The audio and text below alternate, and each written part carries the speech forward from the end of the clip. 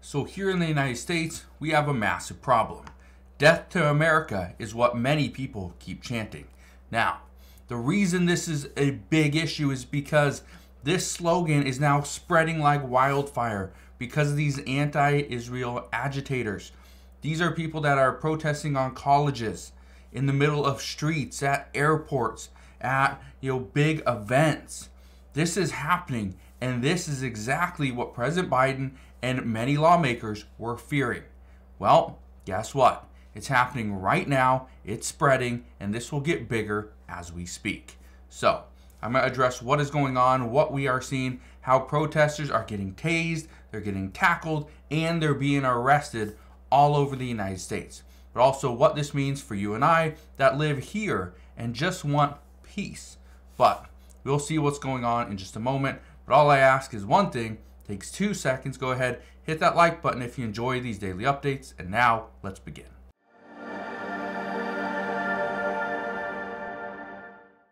So the key slogan that is emerging is the Death to America.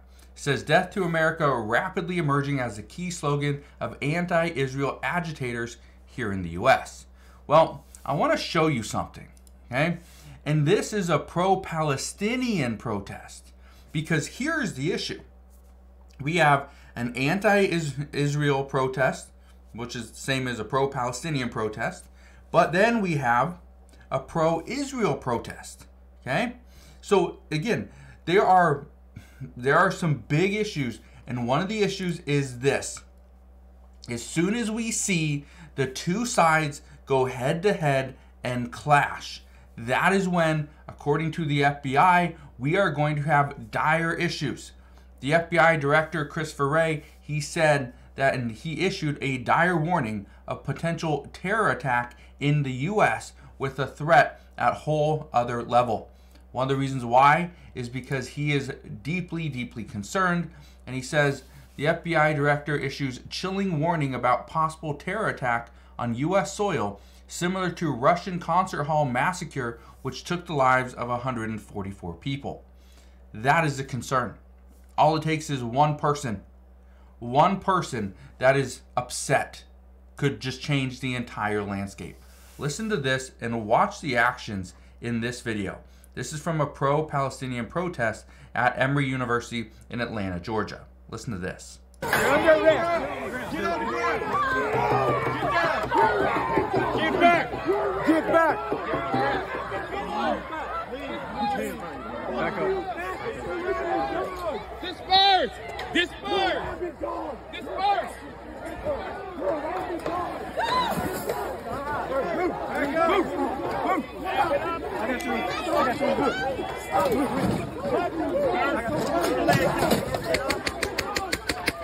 Back up! Back up! Back up!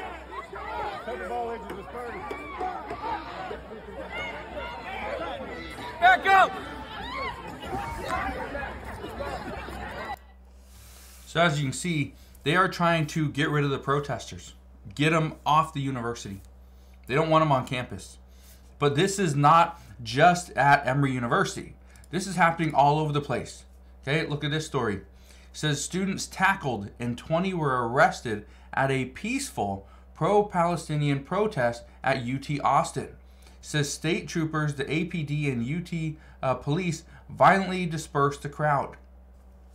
Here's where protesters were very upset, and many took to X and Reddit, and people were saying that they were there to peacefully protest.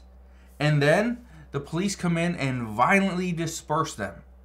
Okay? Arresting them, throwing to the ground, tackling them. That happened. Well, even the governor had some criticism against him, but also some praise. Says, this is from the Washington Post, said criticism, praise of Texas governor after dramatic use of troopers on protesters. This wasn't just campus police. So state troopers. The problem is when they start calling in the National Guard to disperse of these protesters. That is when experts believe the two sides are going to go head to head, they will clash, and we will see a major threat emerge from it. But again, it doesn't stop there. Look at this one. It says USC cancels graduation ceremony and dozens are arrested on other campuses as anti-war protests grow. Keep this in mind. And this is why I'm bringing this to your attention today, because we are likely to see over the next 2 to 3 weeks, we will likely see an escalation to all this.